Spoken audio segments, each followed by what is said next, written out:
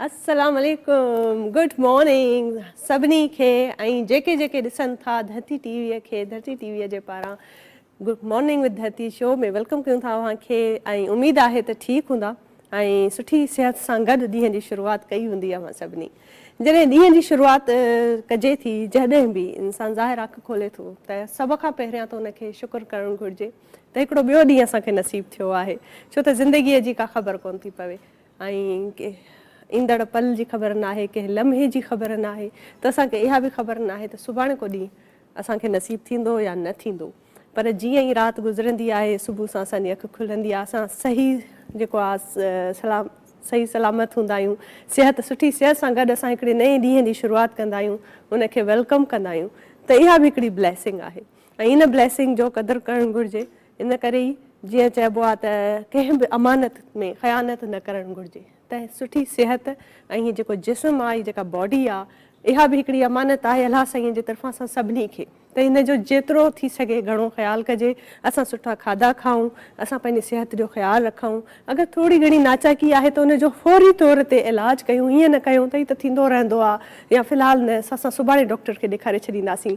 इहे जेके ॻाल्हियूं आहिनि, इन्हनि ॻाल्हियुनि ते असां अक्सर पंहिंजे पाण खे इग्नोर कंदा आहियूं। अगरि थोरो मथे में सूरु हूंदो आहे त बसि पेनाडोल जी टिकी खाई छॾींदा आहियूं, पेट में सूरु हूंदो आहे त थोरो घणो बसि ख़्यालु करे ऐं छॾे ॾींदा आहियूं। पर प्रॉपर पंहिंजा टेस्ट कराइणु घुरिजनि ऐं कुझु टेस्ट त अहिड़ा आहिनि जेके असांखे हर 6 महीने रिपीट करणु घुरिजनि, बेशक असांखे का तकलीफ़ न हुजे पोइ बि, छो त कुझु शयूं वरी ख़बर न पवंदियूं आहिनि, उन अलार्मिंग बीमारियूं न हूंदियूं आहिनि, उहे अंदरि ई अंदरि पलिजंदियूं आहिनि।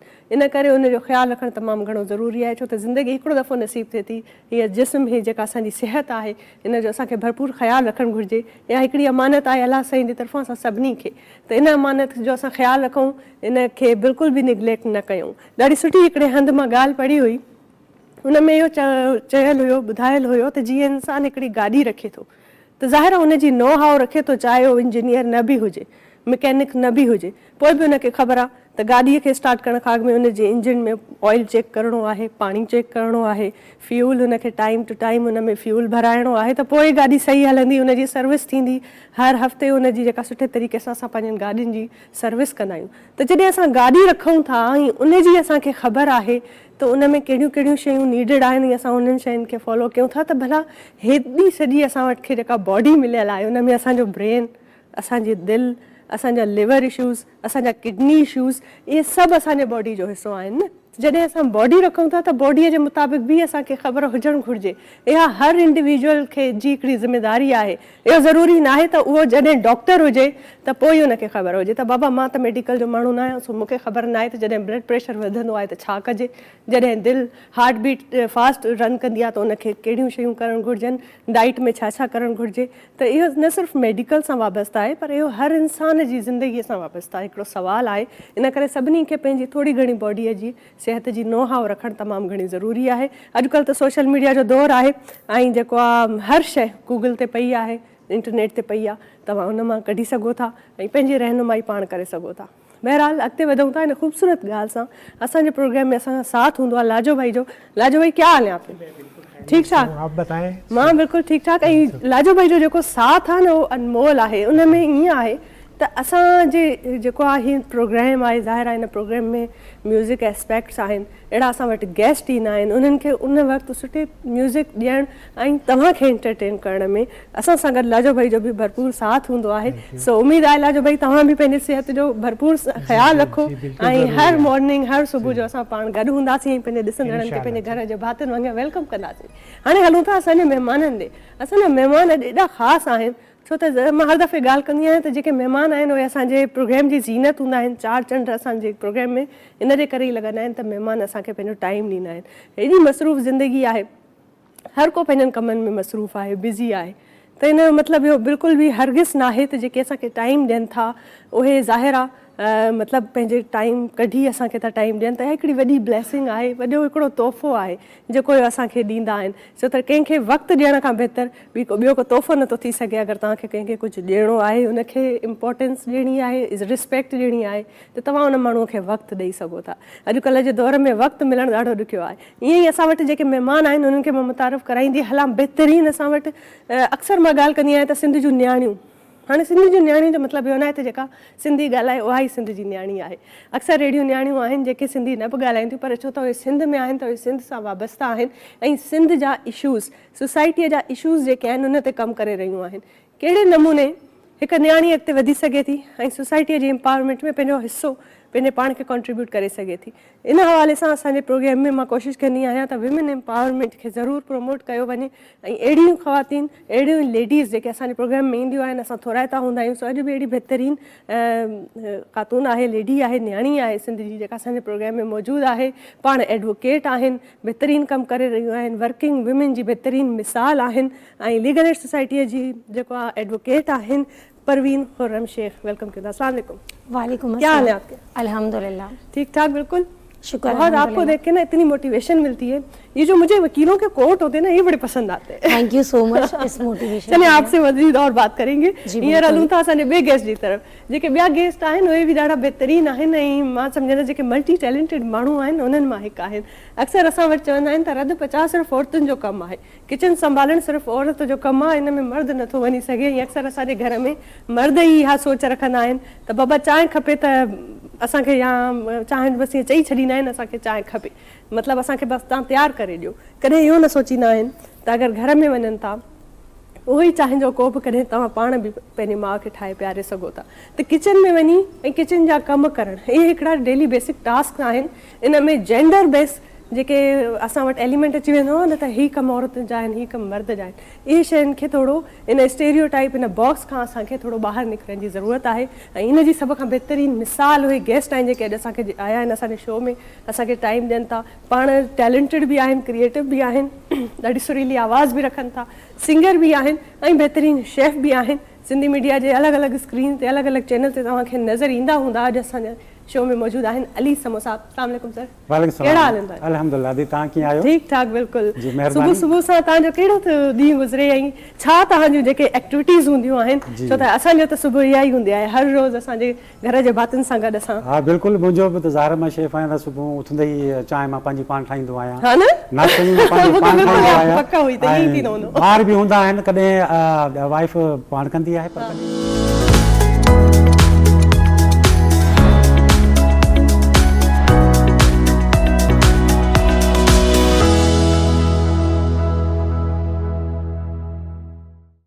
वेलकम बैक नाज़रीन। ब्रेक खां पोइ हाज़िर आहियूं ऐं बहितरीनु मॉर्निंग जेका मॉर्निंग विद धरती आहे उहा अव्हां जे अॻियां असां पेश कयूं था प्रोग्राम खे। पर ख़ूबसूरत मॉर्निंग थी चुकी आहे, सुबुह थी चुको आहे ऐं सुबुह सां जेके पॉज़िटिव एनर्जी, जेके पॉज़िटिव वाइब्स हूंदियूं आहिनि उहे असांखे त मिलणु शुरू थी वियूं आहिनि। उमेदु आहे अव्हांखे बि ईंदियूं हूंदियूं। ऐं जीअं तव्हां ॾिसो था, इहो ख़ूबसूरत जेको ड्रेस मूंखे पातल आहे सो नूरंगी मल्टी ब्रांड स्टोर वारनि जी तरफ़ां आहे।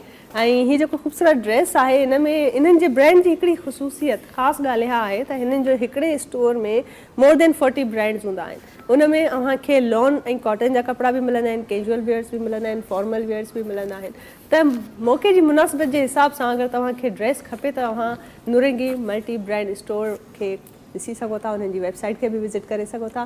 ख़ूबसूरत कलर आहिनि, छो त गर्मियुनि जो सीज़न आहे ऐं इन में असांखे लाइट कलर्स जेके आहिनि, थधा कलर पाइणु घुरिजनि, छो त कलर्स जो असरु घणो पवंदो आहे इंसान जी नेचर ते, उन जे मूड ते।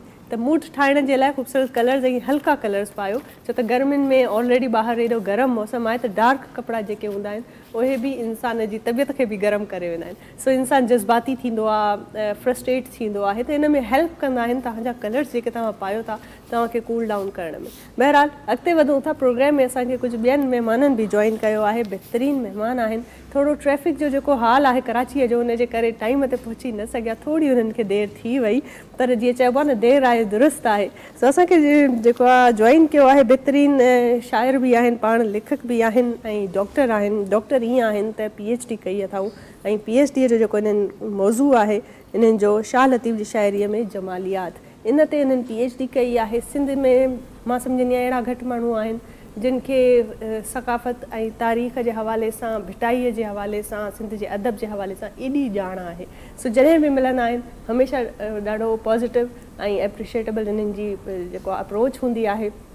असां बि थोरा आहियूं त असांखे हिननि टाइम ॾिनो आहे। पाण ॾाढा मसरूफ़ हूंदा आहिनि छो त प्रोफेसर बि आहिनि ऐं जेके टीचिंग प्रोफेशन में आहिनि मूंखे पूरो ख़बर आहे, अंदाज़ो आहे त उन्हनि जी ज़िंदगी केॾी ॾुखी ऐं केॾी टाइम ते हलंदी आहे। हर शइ जा इन्हनि वटि टाइम्स हूंदा आहिनि त इन्हनि खां जॾहिं बि असां प्रोग्राम में अचण जे लाइ रिक्वेस्ट कंदा आहियूं त बिल्कुलु ॾाढो ॾुखियो थी वेंदो आहे टाइम मैनेज करे असांजे प्रोग्राम में अचणु, पर पोइ बि ईंदा आहिनि सदाईं, हर बार इनकार न कंदा आहिनि, दिलि सां ईंदा आहिनि, मोहबत सां ईंदा आहिनि, कुर्ब ॾींदा आहिनि। वेलकम कयूं था डॉक्टर शेर मेहरानी।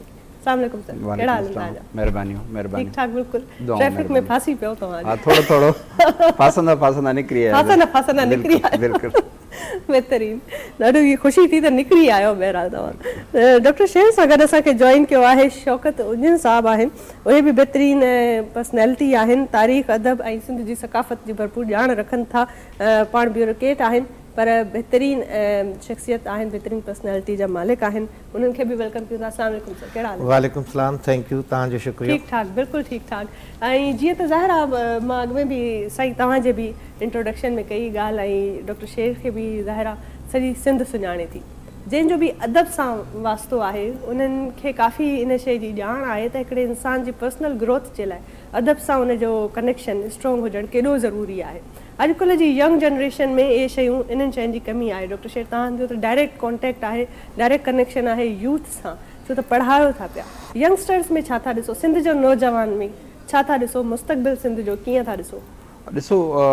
सभिनी खां पहिरियां त थोराइतो आहियां तव्हांजो, तव्हांजी समूरी टीम जो, धरती मॉर्निंग जी समूरी टीम जो तव्हां सॾु कयो ऐं असां हाज़िर थियासीं।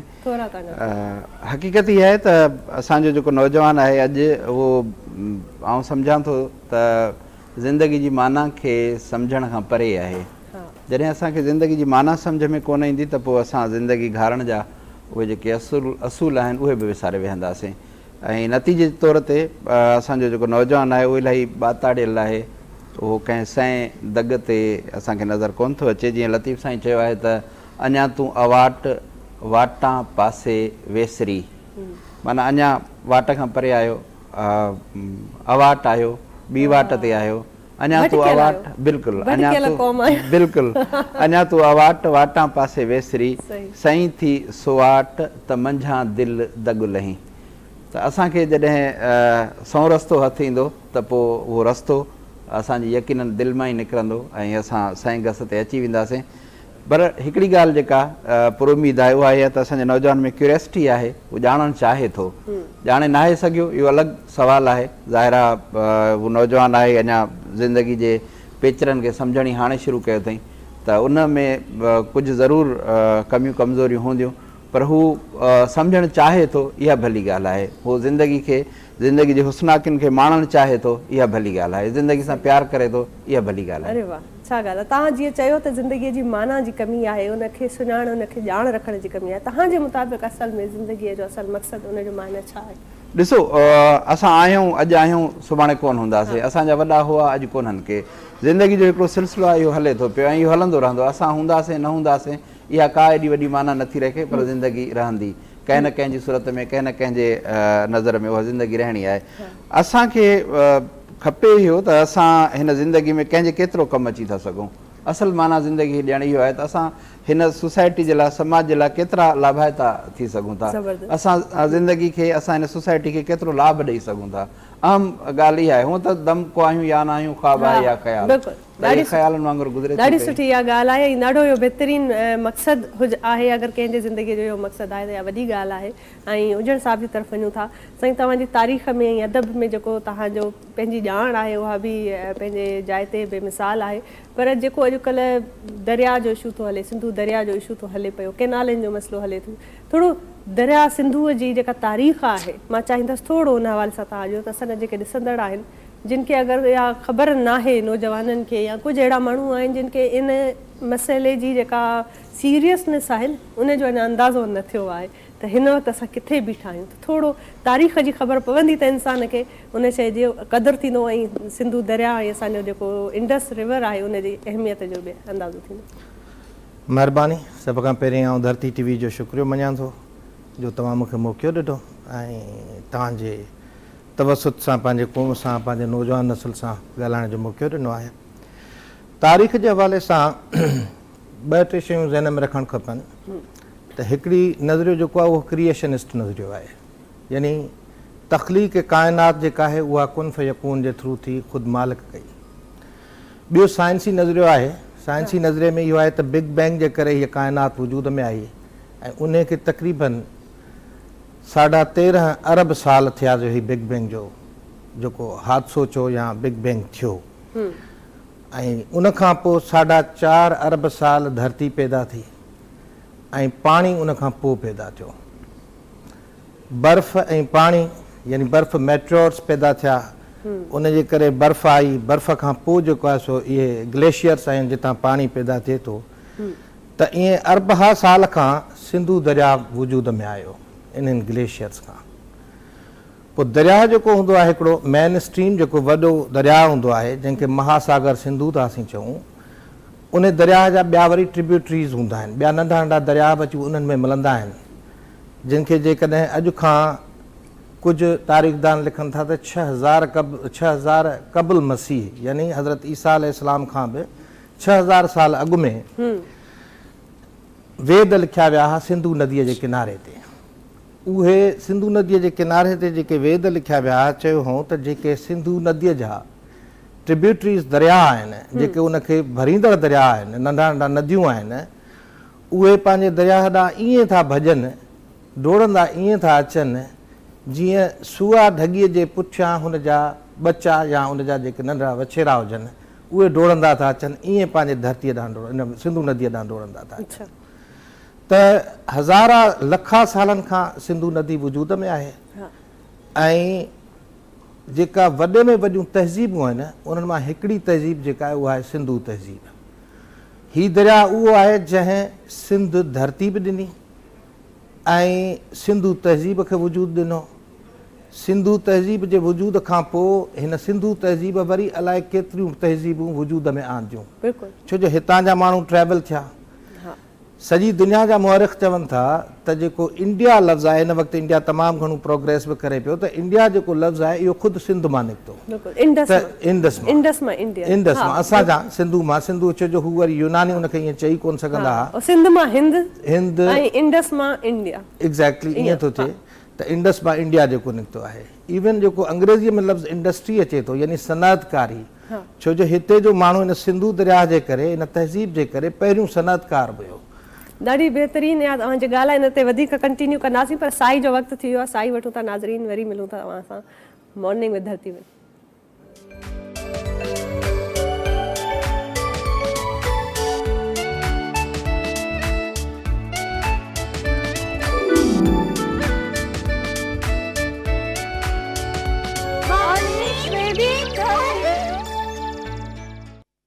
कमाल कमाल, कंहिंखां सिवा तव्हांजी महफ़िल उदास भला समो साहब? पर हाणे त कोन्हे, बसि उनखां अॼु बि यादि करे बसि इहो कलाम माशाल्लाह मुंहिंजी एल्बम जो ॾाढो सुठो आहे ऐं हीउ शाइर मुंहिंजो कज़न आहे मंज़ूर मीरानी। अच्छा माशाल्लाह अॼुकल्ह जे जेको दौर जो हिसाब आहे तमामु सुठो लिखे थो। न सुठो ट्रैक आहे ऐं मतिलबु सवली जेको आहे ॿोली आहे न त हर कोई रिलेट करे सघे थो हिन शाइरीअ सां। बिल्कुलु इहा ॾाढी ज़रूरी आहे त इंसान जेको बि ॻाए जेका शाइरी करे न माण्हू सम्झी सघनि। सो ॾाढो सुठो बहितरीन। ऐं एडवोकेट साहिबा जी तरफ़ हलूं था, परवीन साहिबा असांखे जॉइन कयो आहे तव्हां बि। जब ज़ाहिर है आप का लीगल एड सोसाइटी से ताल्लुक़ है और उसमें जो बेसिक टास्क होते हैं वो ये कि आप हमारी जो सोसाइटी के लोग हैं उनको सहूलियात फैसिलिटेट करना और लॉ के हवाले से, ह्यूमन राइट्स के हवाले से कोई भी एक किसी को शक है, शुबा है या गाइडेंस की ज़रूरत है तो आपकी जो लीगल एड सोसाइटी है वो उनको हेल्प फराहम करती है। लेकिन उसमें जो औरतों के हकूक़ है, मैं चाहती हूँ थोड़ा इस हवाले से आप बताएं। जैसे जायदाद में हिस्सा हो गया फॉर एग्जांपल, तो इसमें आप बताएं कि यहाँ पर हमारे लॉ एंड ऑर्डर के हवाले से, हुकूक के हवाले से कानून में क्या चीज़ है? देखिए कानून के हवाले से ये है कि अगर फादर की प्रॉपर्टी है, ठीक है, और उनका इंतकाल हो जाता है तो इसके बाद जो हमारे यहाँ की जनरल प्रैक्टिस है कि भाई वगैरह जो होते हैं या और भी रिलेटिव जो होते हैं वो कहते हैं कि भाई बेटी की शादी कर दी तो अब उसका पार्टीशन में शेयर नहीं है, जबकि इस्लाम ये राइट देता है औरतों को कि जब वालिद का इंतकाल हो जाए तो विरासत में उनका भी हिस्सा होता है।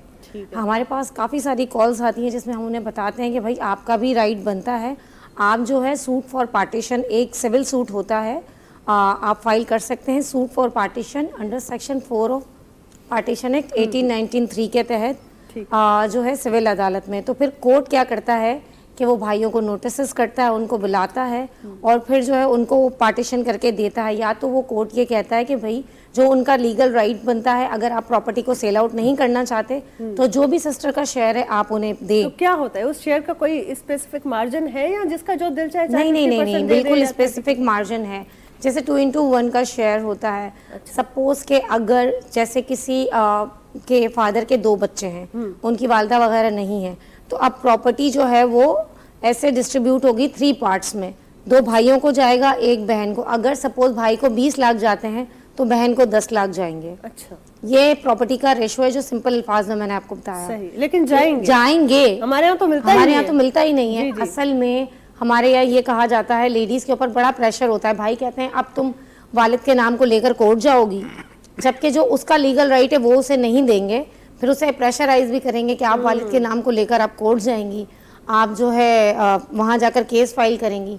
तो इसके अलावा एक और तरीका भी होता है मीडिएशन का। बेसिकली मैं एक एग्रीगेटेड मीडिएटर भी हूँ और नोटिफाई हूँ सिंध हाई कोर्ट से, ministry of law and justice से, कि मीडिएशन में एक तरीका कार है जिसमें दोनों पार्टीज के कंसर्न से जो है मसाइल को हल किया जाता है, जिसे कहते हैं अल्टरनेटिव डिस्प्यूट रेजोल्यूशन। तो उसके तहत आउट ऑफ कोर्ट सेटलमेंट भी होते हैं, उसके ऊपर कोर्ट की डिग्री भी दी जाती है।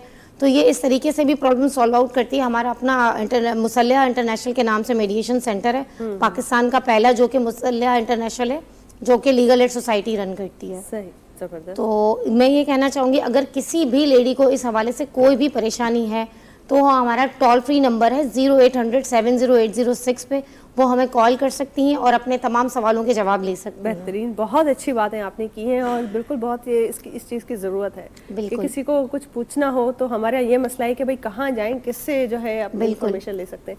तो आपका लीगल एड सोसाइटी का जो है बहुत ये बड़ा कदम है और बहुत अच्छी कोशिश है। ऐं जेके भी ये ज़ाहिरा ॻाल्हियूं आहिनि, जेके भी सोसाइटीज़ जो अहिड़े मां सम्झंदसि त की इदारा आहिनि, की ऑर्गेनाइज़ेशन्स आहिनि, जॾहिं उहे इन सोसाइटीअ जी डेवलपमेंट में कमु कंदियूं आहिनि त ज़ाहिर आहे उनजो पॉज़िटिव इम्पैक्ट पवंदो आहे। पर छा आहे त सोसाइटीअ में असां वटि इन शइ जी ॼाण घटि आहे।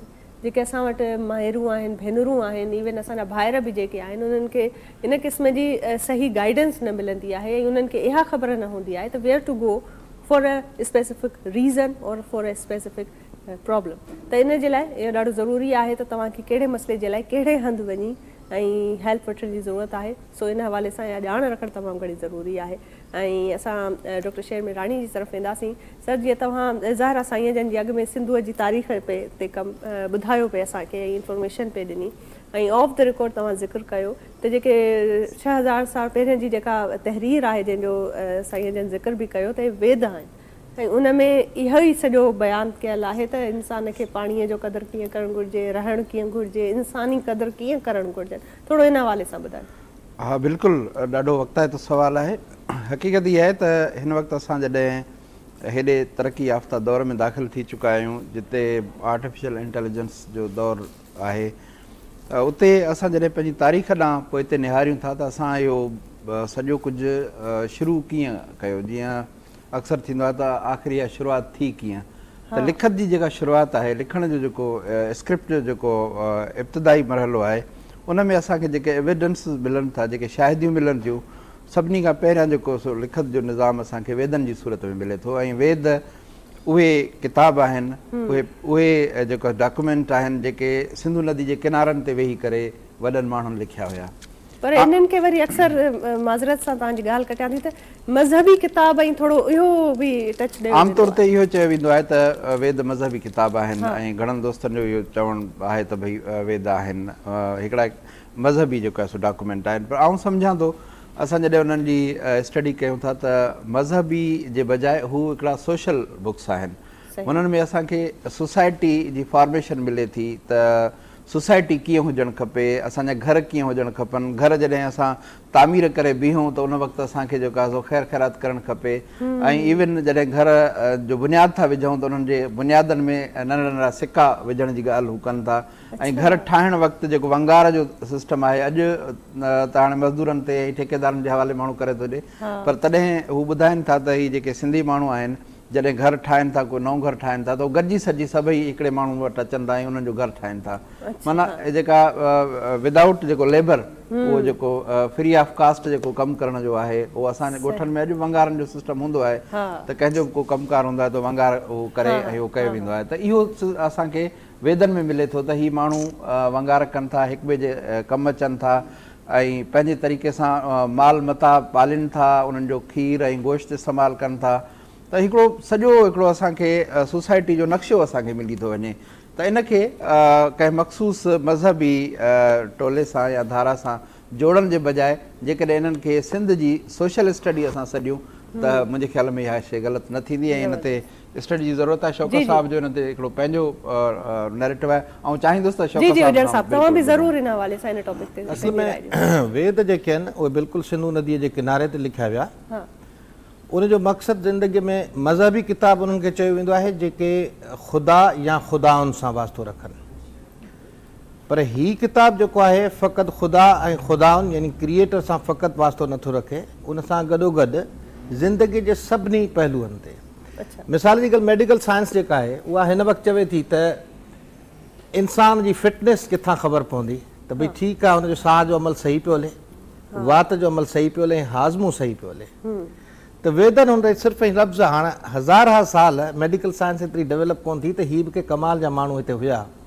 हुननि चयो भई जेको आहे साह वात ऐं पितो जंहिंजो सही कमु करे थो, गॉल ब्लेडर जितां हू हाज़मे जो जूस निकिरंदो आहे जंहिंजो सही कमु करे थो उहो फिट आहे। त हाणे तव्हां ॾिसंदो त हीअ फ़क़ति रुगो को ख़ुदाउनि जे बारे में किताब न आहिनि, पर ज़िंदगी कीअं जीजे ऐं मेडिकल साइंस छा आहे ऐं उन मेडिकल साइंस जा असली जेके तव्हांखे नुस्ख़ा मिलंदा उहे वेदनि में मिलंदा। थियो ईअं हुयो जो असांजो तारीख़ में गैप थी वियो हुयो। जीअं नदियुनि ते कब्ज़ा थींदा आहिनि, जीअं धरतियुनि ते कब्ज़ा थींदा आहिनि, ईअं इल्म जे नज़रियनि ते या इल्मनि ते बि कब्ज़ा थींदा आहिनि। असां सां ईअं थियो आहे जो वेद यकीननि सिंध में लिखिया विया त सिंधी ॿोलीअ में लिखिया विया हूंदा, उन वक़्त जी सिंधी ॿोली असांखां अञा ताईं डिसाइफर कोन थी आहे ऐं उन जी शिकिल या शबीह ॿोलीअ जी कहिड़ी हुई उहा बि असां ताईं क्लियर कोन थी आहे। अॻिते हली नतीजो इहो थियो त बाबा वेद जेके आहिनि उहे संस्कृत में लिखिया विया, जॾहिं की त संस्कृत ॿोली जेका आहे 500 क़बल मसीह में पणिणी हिकिड़े नालो हो, उन पहिरियों दफ़ो हुनजो ग्रामर ठाहियो। जेका ॿोली पैदाई सम्झो 500 क़बल मसीह हज़रत ईसा अलैहिस्सलाम खां 500 साल पोइ अॻु में थी, त उहा 6000 साल किताब जेके अॻु में लिखिया विया आहिनि उन्हनि खे उन ॿोलीअ में कीअं लिखियो वियो हूंदो। कॉमन सेंस आहे त हाणे इहो ईअं थियो त भई उनखे ट्रांसफार्मर कयो वियो संस्कृति में, उन खां पोइ जेको ओरिजिनल डिक्शन हो उहो गुम थी वियो हुयो। उहो जेको गैप आयो त पोइ आहिस्ता आहिस्ता जेको हिते हिंद ऐं सिंध जी जेका तारीख़ आहे इहे वेद हितां बि गुम थी विया। जॾहिं अंग्रेज़ हिते आयो त इहे वेद उन वक़्तु जर्मन वटि पिया हुया। पोइ हिकिड़ो स्वामी विवेकानंद माण्हू हुयो जंहिंखे अंग्रेज़नि सपोर्ट कयो, हू हिकिड़ो नुस्ख़ो उतां खणी आयो जर्मन खां। ॿियनि लफ़्ज़नि में जर्मन जेका सवास्तिका, जर्मन जेका पंहिंजी थियरी ॾिनी वाइट मैन जी, जर्मन जेका थियरी ॾिनी त भई जर्मन दुनिया जा पहिरियां माण्हू आहिनि, उहा इन वेदनि तां ॾिनी, जंहिंखे हिटलर जहिड़ो माण्हू बिल्कुलु स्पिरिचुअली फॉलो कंदो हुयो। ऐं इहा जेका मुंहं जे दड़े मां सवास्तिका जी निशानी लिखियलु आहे क्रॉस, जेका हू पंहिंजे हुन फ़ौज ते हणंदो हो, उहा बि हितां हुन इंस्पायरेशन वरिती हुई सिंधु नदीअ मां, सिंधु सिविलाइज़ेशन मां। त हाणे उहो गैप जेको अची वियो त उतां खां हू माण्हू खणी आया। हिन वक़्तु वेदनि जो हिकिड़ो नुस्ख़ो जर्मन में आहे, हिकिड़ो जयपुर में आहे इंडिया में, ऐं बाक़ी बर्तानिया ऐं ब्रिटिश म्यूज़ियम में आहिनि। असां वटि सिंध वटि हिन वक़्तु वेदनि जो जेको ओरिजिनल नुस्ख़ो हुजे उहो कोन्हे को। हाणे जीअं त असां वटि उहा ओरिजिनल डिक्शन कान्हे, हिननि वटि संस्कृति में पियो आहे त हीअ सम्झंदा त वेद लिखिया ई संस्कृति में विया हुआ, ऐं इन बुनियाद ते वरी ॿोलीअ जो नज़रियो थो ठहे त बाबा जेको आहे सो वेद संस्कृति में लिखिया विया। ऐं संस्कृति ॿोली जेका आहे उहो बि अंग्रेज़नि वरी ठाहियो नज़रियो ॿोलीअ जो, त संस्कृति जेका आहे उहा प्रोटो इंडो यूरोपियन जी या इंडो यूरोपियन लैंग्वेज जी उहा जेका आहे, जेके लैंग्वेजिस थियूं उन्हनि जी मदर लैंग्वेज आहे। जॾहिं की त हीउ जेको सिंधी वारो गैप आहे या मिसिंग गैप आहे, उहो असांजो लिंग्विस्ट या प्रोफेसर्स जेके रिसर्च जा माण्हू आहिनि उहे बि विसारे वञनि था। त असांखे ज़रूरत आहे त इन्हनि वेदनि जे हवाले सां जेकॾहिं असां स्टडी कंदासीं त असांखे सेल्फ आइडेंटिफिकेशन मिलंदी, पंहिंजी ख़ुदि शनासी मिलंदी त असां केतिरा पुराणा आहियूं, असां दुनिया खे केतिरी तारीख़ ॾिनी आहे, असां दुनिया खे केतिरी तहज़ीब ॾिनी आहे। मिसाल जी ॻाल्हि, यानी पहिरियां किताब आहिनि त लिखत असां दुनिया खे ॾिनी, पहिरियां किताब आहिनि जिन में काउंटिंग आहे, ॾींहंनि जो ज़िक्र आहे, रातिनि जो ज़िक्र आहे, काउंटिंग जो ज़िक्र आहे, सुबुह जो ज़िक्र आहे। मिसाल जी ॻाल्हि चवंदा भई सुबुह जी रथ 7 घोड़नि ते सवार आहे, त हू हेठां लिखे थो 7 घोड़ा माना 7 रंग, फितरत जा अॼु बि 7 रंग आहिनि। इहा उन वक़्तु आहिनि त भई सुबुह जी रथ जेका आहे उहा 7 घोड़नि ते सवार आहे, उहा सुबुह खे खणी अचे थी। तव्हांजो मॉर्निंग शो आहे, उन सां वेदनि मां तव्हांखे ॿुधायां थो त इहे जेके 7 रंग आहिनि इहे बि वेदनि में आहिनि। हाणे उहो जेको गैप असांजो थी वियो आहे स्टिल हिस्टोरिकल गैप, इहो असांजे रिसर्च जा जेके यूनिवर्सिटीज़ आहिनि ऐं जेको असांजो कल्चर डिपार्टमेंट आहे government of Sindh, specially government of Pakistan, ही प्राइड आहे त असां वटि हिन सिंधु नदी खे, सिंधु वादी खे, सिंधु तहज़ीब खे दुनिया जा पहिरियां किताब आहिनि, हिन पूरी दुनिया जा। या दुनिया वजूद में कीअं आई, सभ खां वॾो जेको साइंस जो कारनामो हुयो हिकिड़ो काउंटिंग, त 1 खां 9 ताईं अंग हिते थिया। हाणे जेको विलियम डेलरिम्पल हिकिड़ो किताबु लिखियो आहे, हुन में मूं ॾिठो त हू चवे थो त भई इहे बिहार में लिखिया विया। हाणे बिहार जी जेका तहज़ीब आहे उहा अशोक आज़म जे दौर जी आहे, तक़रीबन 300 क़बल मसीह, हज़रत ईसा अलैहिस्सलाम खां 300 साल पहिरें जी आहे। बिहार में कीअं लिखिया विया, तो वटि कहिड़ो दलील आहे? बहितरीनु राइटर आहे विलियम डेलरिम्पल, पर हुन जीअं त हाणे असां हू छा कंदा आहिनि, जो ॿोलियुनि ते कब्ज़ा कंदा आहिनि त हुननि जी पहिरीं हुननि जो मस्क कंदा आहिनि, उन नज़रिए खे मस्क कंदा आहिनि। त असांजे लाइ इहा ज़रूरी आहे मॉर्निंग शो जे थ्रू ऐं पंहिंजे नौजवान नस्ल खे, पंहिंजे दोस्तनि खे, गवर्नमेंट खे, सभिनी खे सुजाग कयूं था। सुबुह जो टाइम आहे त सभिनी खे सुजाग कयूं था त इहे सभु उहा विरासत जेका असांजी गुम थी चुकी आहे न, उनजी असांखे वारसी करणी आहे।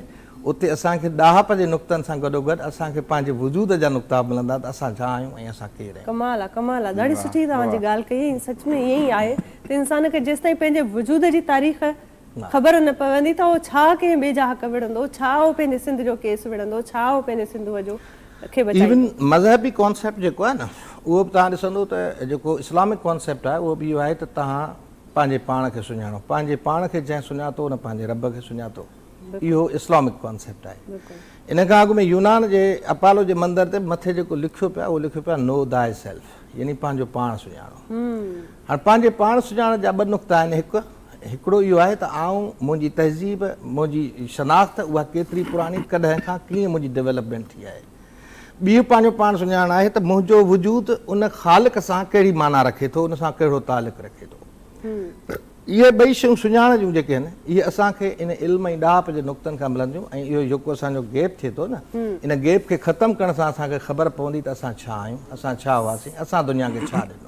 जीअं मिसाल जी ॻाल्हि, हिन वक़्तु असांखे फर्स्ट वर्ड चवे थी त असां तव्हांखे प्रिंटिंग ॾिनी आहे, असां तव्हांखे टीवी ॾिनी आहे, असां तव्हांखे आर्टिफिशियल इंटेलिजेंस ॾिनी आहे। ठीकु आहे, तरक़ी जो जेको ही फेज़ आहे उहो वेस्ट जे हवाले आहे, पर तरक़ीअ जो उहो फेज़ जंहिंमें असां माण्हू खे कपिड़ो पाइणु सेखारियो, असांजो बि हिन काइनात में, हिन दुनिया में असांजो किरदारु आहे। असां हिन काइनात जे इंसान खे कपिड़ो ठाहिणु सेखारियो, कपिड़ो पाइणु सेखारियो, पहिरियां अदद ठाहिणु सेखारिया, पहिरियों फीथो ठाहिणु सेखारियो, रथ ठाहिणु सेखारी, 90 एंगल ते घर ठाहिणु सेखारिया, घटियूं ठाहिणु सेखारियूं, खूह ऐं डबल स्टोरी घर ठाहिणु सेखारिया। उहो असांजो क्रेडिट आहे। ज़बरदस्त।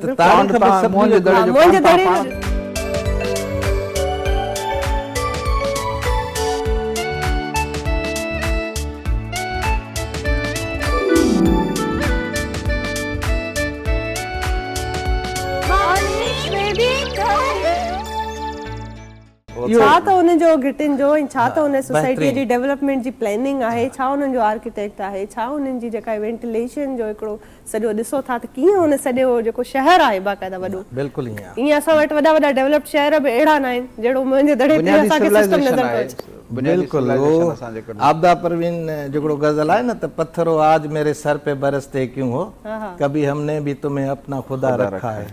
त हाणे ॻाल्हि आहे त इहो दौर फेस चेंज थींदो आहे न, कॾहिं कॾहिं इहे शयूं डेवलपमेंट सां थियूं आहिनि त असां 2 इनकलाब, हिन वक़्तु आहे AI जो इनकलाब, हिन खां अॻु में हो कंप्यूटर जो इनकलाब, हाणे AI जो इनकलाब आहे। मिसाल फर्स्ट वर्ड हींअर चवे थी त असां इहे रेवोल्यूशन्स दुनिया खे ॾिना आहिनि। असां जेके रेवोल्यूशन ॾिना उन में असां एग्रीकल्चर रेवोल्यूशन हिते सिंध जे माण्हुनि ॾिनो, यानी ॿूटा ऐं ॿिज कीअं पोखिजनि, ॿूटनि खे घरेलू कीअं कजे, ॿूटनि खे पालदा कीअं कजे, उहो इंसानु। जानवरनि खे डोमेस्टिकेशन, उन्हनि खे घरेलू ऐं पालतू कीअं बनाइजे, उहो सिंधु नदी वांगुरु। घर कीअं ठाहिजनि, उन में इंडोर जेको ड्रेनेज चऊं न, अंदरि प्लम्बिंग, उनखे टर्मिनोलॉजी में सिविलाइज़ेशन जी टर्म इंडोर प्लम्बिंग। त इंडोर प्लम्बिंग यानी अंदरि अटैच वॉशरूम जो तस्वुर बि उहो अॼु खां तव्हां 6-7 हज़ार साल अॻु में 8 हज़ार साल अॻु में सिंधी माण्हू ॾिनो आहे। त ॿियो इनकलाब जेको हुयो हिते, पहिरियों इनकलाब हो एग्रीकल्चर यानी ज़राइत जो इनकलाब हिन सिंधु नदीअ ॾिनो। ॿियो इनकलाब हो शहरी इनकलाब, त शहर कीअं ठाहिजनि, तहज़ीब चइबो ई शहर खे आहे। त शहर कीअं ठाहिजनि, त शहरी इनकलाब हिन धरतीअ ॾिनो आहे। ॿ इनकलाब त इहे तमामु थिया। उन खां पोइ साइंस यानी इंडस्ट्री या सनअतकारी यानी कपिड़ो ठाहिण माना सनअतकारी, इंडस मां इंडस्ट्री निकिती, सनअतकारी सनअती इनकलाब, उहो गैप अची वियो हुयो। हाणे उहो गैप जेको अची वियो हिन वक़्तु, जेकॾहिं असां पंहिंजे माण्हू खे तरक़ी याफ़्ता ॾिसणु चाहियूं था त उन गैप खे पहिरीं शनाख़्त ॾिजे त असां छा आहियूं, असां केतिरा तरक़ी याफ़्ता हुआसीं, असां हिन दुनिया खे लीड कयो आहे, असां हिन दुनिया खे ॾिनो आहे। त हाणे हिन वक़्तु असां हिन पोज़ीशन में असीं दुनिया खां वठूं पिया, पर वरी असांखे लीड करणो आहे। बिल्कुलु वरी लीड करणो आहे। ऐं जीअं त साईं जन चयो त तारीख़ जी ॼाण ॾाढी ज़रूरी आहे। शेर साहब, इन सभिनी में सोसाइटीअ जी डेवलपमेंट में ज़ाहिर आहे जेका असां पुराणी तारीख़ बि ॾिसूं था त हिन में आर्ट एंड क्राफ्ट जो बि वॾो हिकिड़ो रोल आहे। आर्ट जे हवाले सां तव्हांखे छा थो लॻे त जेको फ़नून लतीफ़ा जी जेका फील्ड आहे उहो सोसाइटीअ जी डेवलपमेंट लाइ, हिकिड़े इंसान जी ह्यूमन ग्रोथ जे लाइ केॾी ज़रूरी आहे? आर्ट जो बुनियादु आहे अहसास ते। हिकिड़ी त कारीगरी आहे त माण्हू खट बि ठाहे थो, गाॾी बि ठाहे थो, कपिड़ा बि सिबे थो, इहो बि आर्ट आहे, पर इन में अहसास कोन्हे को। बुनियादी तौर ते आर्ट जे जेका क्रिएशन आहे उन में अहसास मौजूदु आहे। ऐं माण्हू उहो जॾहिं अहसास भरे ऐं उन शइ खे ठाहे थो त उनजो पोइ ईअं सम्झो त आर्ट जी तारीख़ बुनियादी तौर ते माण्हुनि जे अहसासनि जी तारीख़ आहे, उहा फीलिंग्स जी तारीख़ आहे, उहा उनजी सैडनेस आहे। तव्हां काई तस्वीर ॾिसी करे हाणे असां हीअ तस्वीर साम्हूं ॾिसूं था त असां हिन में गुम थी था वञूं त इहो मंज़र किथे जो आहे, सिंध जे कहिड़े ख़िते जो आहे। असां ॿी का तस्वीर ॾिसूं था उनजे रंगनि में विञाइजी था वञूं, इहे रंग कीअं क्रिएट कया विया आहिनि, इन रंगनि जी आमेज़िश कीअं आंदी वई आहे, उन में हिकिड़ी सैडनेस आहे, किथे न किथे लिकल ख़ुशी आहे उन में मौजूदु, किथे न किथे लिकल अकेलाई आहे। त पोइ अकेलाई हुजे, उदासी हुजे, ख़ुशी हुजे ऐं महफ़िल हुजे, जीअं अयाज़ गुल जो शेर आहे त मेले जी तन्हाई तोखे छा मालूम, छा आहे यार जुदाई तोखे छा मालूम, त जग ॾुखनि सुखनि जो मेलो आहे, मेले में को अकेलो आहे। अकेलाईअ में मेलो या मेले में अकेलाई, इहे फीलिंग्स आहिनि। त आर्ट जी समूरी तारीख़ जेका असां खणी ॾिसूं था उहा फीलिंग्स ते आधारियल आहे।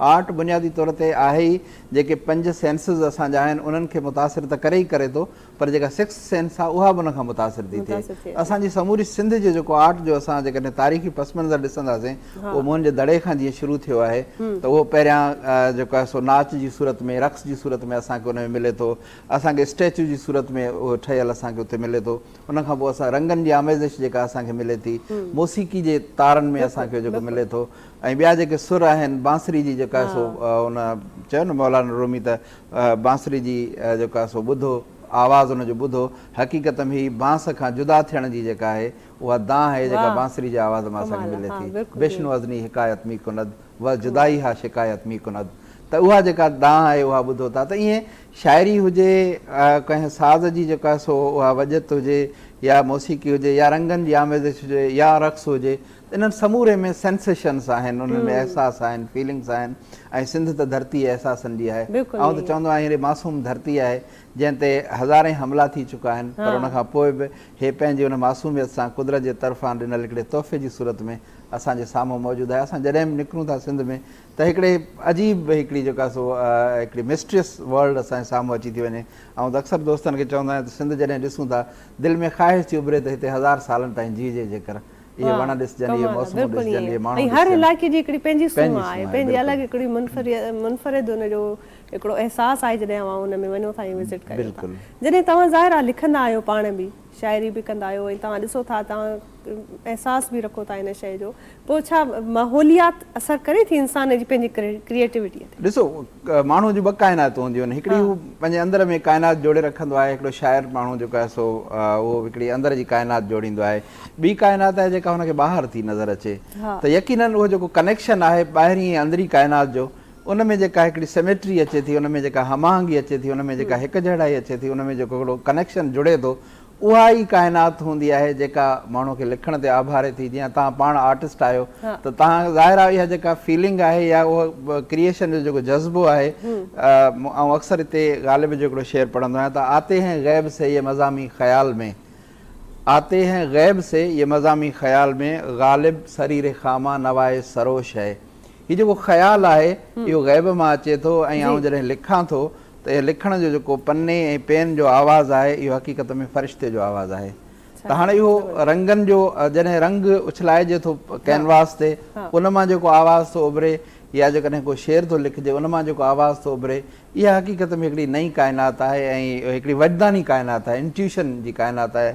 ऐं बर्ग सां चयो त intuition is higher form of reason, अकुल जी आला तरीन सित आहे। हिकिड़ो आर्टिस्ट बुनियादी तौर ते अकुलमंद हूंदो आहे त उहो बुनियादी तौर ते इश्क कंदो आहे। हालांकि सचल साईं चयो आहे त ओॾा की न आया अकुल वारा इश्क जे, पर आउं चवंदो आहियां त अकुल वारो ई इश्क करे जेको ॼाणंदो आहे, ऐं उहो ई पंहिंजे रंगनि सां, पंहिंजे लफ़्ज़नि सां, पंहिंजे अहसासनि सां इश्क कंदो आहे, ऐं उन खां पोइ जेका शइ ठहंदी आहे उहा माण्हू खे उन जाइ ते वठी वेंदो आहे जंहिं जाइ ते ॼण त उहा तख़लीक़ थी आहे।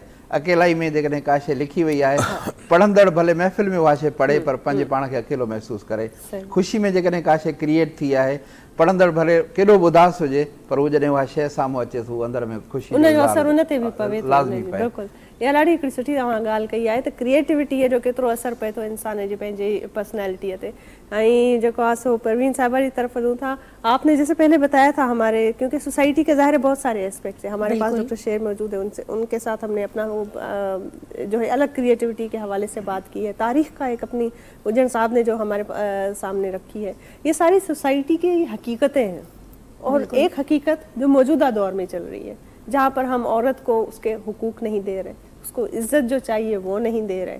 हालांकि हमारी अगर अपनी तहजीब पे देखा जाए तो हम मदर गॉडेस से लेकर आज तक हमारे यहाँ औरतों को सिंध में कितनी इज्जत दी जाती है, उसका मकाम ही कुछ और है। इस्लाम को देख लें आप, इस्लाम में भी औरत का एक अलग मकाम है, लेकिन हमारी जो रोज़मर्रा की जो ज़िंदगी है, आज का जो दौर है, इसमें इस चीज़ की कमी हमें महसूस हो रही है। आपके जो डायरेक्ट कॉन्टैक्ट होता है आवाम के साथ, नॉर्मली जो इशूज़ आपके पास आते हैं और कंप्लेंट्स आती हैं, किस हवाले से आती हैं? ज़्यादातर रेशो कौन से मसले का? देखिए, ज़्यादातर रेशो वुमेन के एम्पावरमेंट के हवाले से आता है।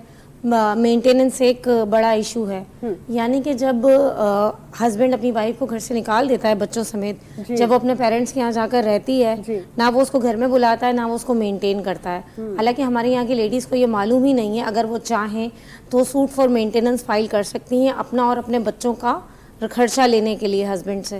तो फिर कोर्ट जो है उनको देती है। मेंटेनेंस का जो हक है ये तलाक के बाद ही होता है या सिर्फ सेपरेशन के बाद? सेपरेशन के बाद नहीं, मेंटेनेंस का मतलब ये है कि हस्बैंड की जिम्मेदारी है वो वाइफ और बच्चों को मेंटेन करे, ठीक है। अगर वो तो जाहिर है ये निकाह में होते ही होता है, बिल्कुल निकाह में हो।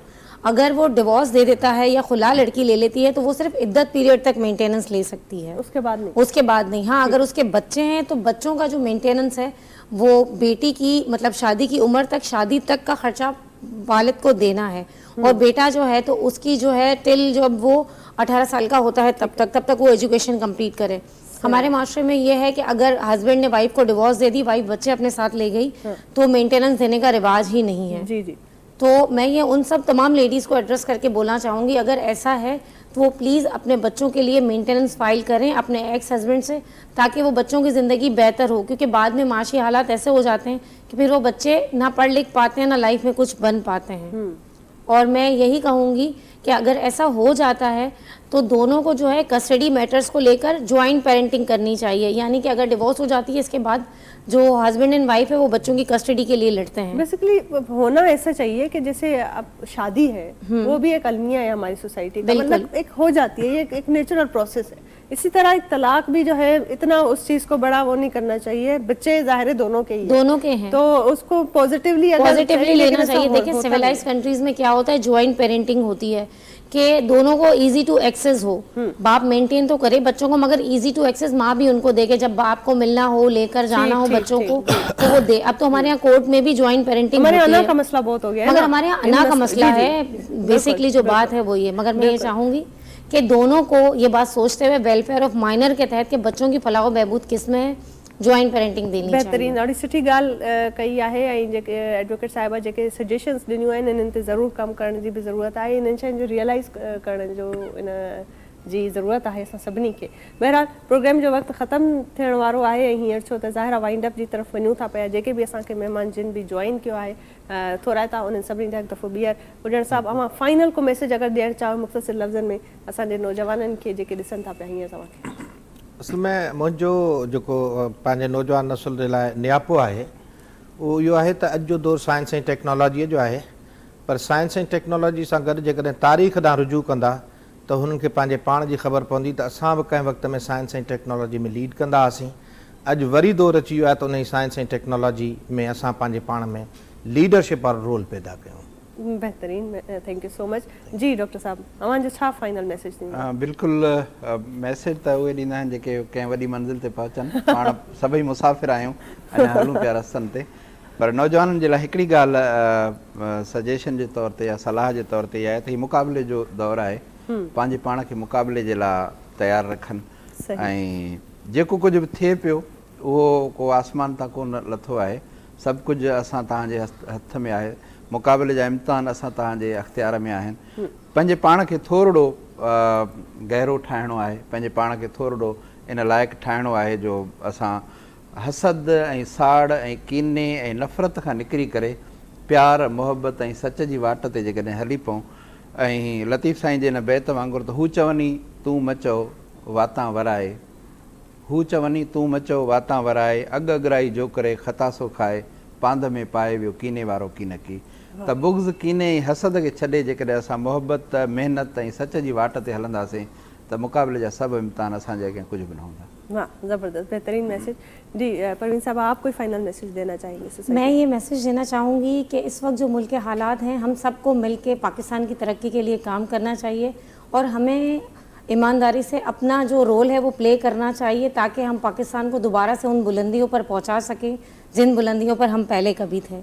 तो ये अज़म है मेरा, तमाम नौजवानों को भी यही पैगाम है कि हम मेहनत करें, आगे बढ़ें और हर फील्ड में तरक्की करें ताकि पाकिस्तान का नाम रोशन कर सकें। बेहतरीन, ज़बरदस्त मैसेज आहे। ऐं हींअर ज़ाहिरा छो त वेंदे वेंदे असां समो साहब सां कलाम बि ख़ूबसूरत ॿुधंदासीं, पर ॾिसंदड़नि खे बिल्कुलु गुज़ारिश आहे त जेके ॻाल्हियूं थींदियूं आहिनि असांजे प्रोग्राम में इन्हनि ते गौर सां ॿुधी ऐं कोशिशि कयो त जेतिरो थी सघे इन ते अमल करण बि तमामु घणो ज़रूरी आहे, छो त इहा सॼी इंफॉर्मेशन तव्हां ताईं पहुचाइण जो मक़सदु इहो ई आहे त किथे न किथे एम्पावरमेंट जेका आहे उहा आम थिए, का इंफॉर्मेशन अव्हां ताईं पहुचे, का ॼाण अव्हां ताईं पहुचे, शऊर खे अञा वधीक वधाइणो आहे त इंसां पंहिंजी सिंध खे सुजाग करे सघूं, छो त सुजाग ऑलरेडी आहे, हिनखे अञा वधीक सुजाग कयूं, एम्पावर कयूं, छो त असांजी तारीख़ इहा ई आहे। असां असल में बि सिंध जेका आहे उहा सुजाग आहे ऐं एम्पावर्ड आहे, पर हिन दौर में असां किथे न किथे पंहिंजी तारीख़ खां परे थी विया आहियूं। बहरहाल इहे ई हुयूं अॼु जूं कचहरियूं, अॼु जूं ॻाल्हियूं। सुभाणे इनशाला वरी अव्हां सां मुलाक़ात कबी ऐं मोकिलाणी न आहे, वरी अव्हां सां गॾु हूंदासीं मॉर्निंग विद धरतीअ में। हिकु दफ़ो ॿीहर अव्हांखे वेलकम कंदासीं सुभाणे, तेसिताईं पंहिंजो खोड़सारो ख़्यालु रखो, मूंखे दुआउनि में यादि रखिजो। अलाह भाई, ऐं वेंदे वेंदे ख़ूबसूरत कलाम समो साहब जो।